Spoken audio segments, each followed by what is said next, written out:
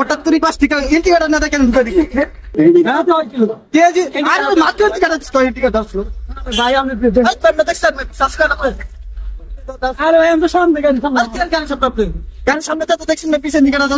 এখন বলেন কি হয়েছে আমাকে বলেন। আপনি প্রাইভেট কার?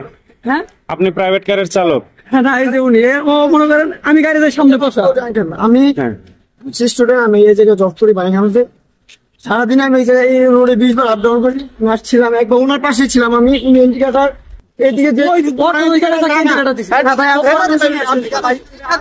আপনি ইন্ডিকেটর দিচ্ছেন এই জায়গা থেকে, আমার গাড়ি একদম ওনার পাশে ছিল, ইন্ডিকেটর দিতে আমি সাথে সাথে ছিল, আমি যাবো সোজা, আমি কোনো ইন্ডিকেটর দিই না, আমি সোজা যাচ্ছি, উনি শুধু বাইকটা ঘুরে দিচ্ছে, আমার শুধু বাইক আমি সোজা চলে গেছি, জোরে ঘুরে দিয়ে আপনি কোন দিকে যাইতেন? আপনি কোন দিকে যাইতেন? লেফট লাইনে। আপনি পিছন থেকে মারছেন না সামনে থেকে মারছেন? মোটর সাইকেল আগে ছিল না প্রাইভেট কার আগে ছিল? প্রাইভেট আগে ছিল। আমরা তো আসছিলাম এদিক থেকে,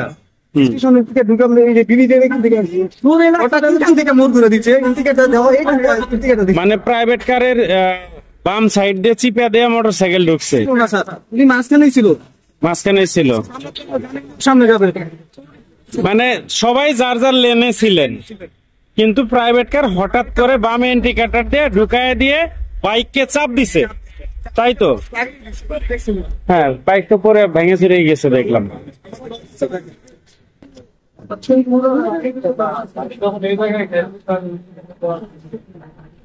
বাইকটা কার? ভাইয়া তো আসেন তো আপনি, এটা তো পরিষ্কার করতে হবে, ফার্স্ট এইড দিতে হবে।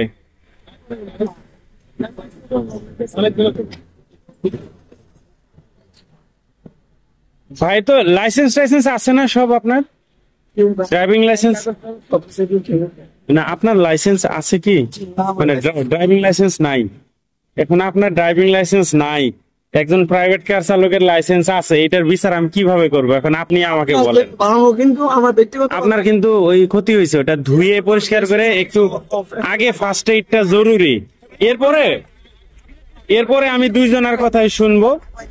আপনারা আগে আপনার এটা ফার্স্ট এইডটা দিয়ে একটা ব্যবস্থা করেন যাতে রক্ত পড়াটা বন্ধ হয়। আচ্ছা ঠিক আছে, আপনাদের দুইজনের কারো যদি আপত্তি না থাকে, আপনারা মিউচুয়াল হয়ে গেলে তো এখানে পুলিশের কোনো ভূমিকা নাই, আছে কি?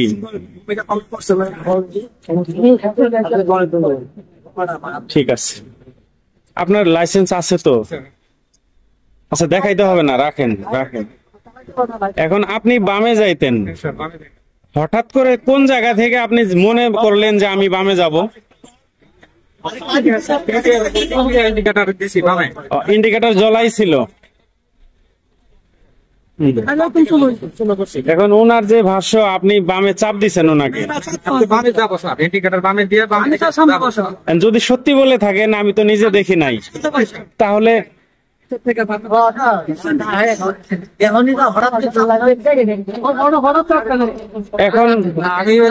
এখন আপনারা দুইজন কথা বলে, যেহেতু প্রাইভেট কারেরও ক্ষতি হয়েছে, ওর বাইকেরও ক্ষতি হয়েছে, ওর শারীরিক ভাবে ও ক্ষতিগ্রস্ত, তবে কি ক্ষমা হচ্ছে সবচেয়ে বড় জিনিস। আপনারা নিজেরা যদি দুইজনকে ক্ষমা করে দেন, তাইলে এখানে আইনের কোনো দরকারই নাই আমি মনে করি।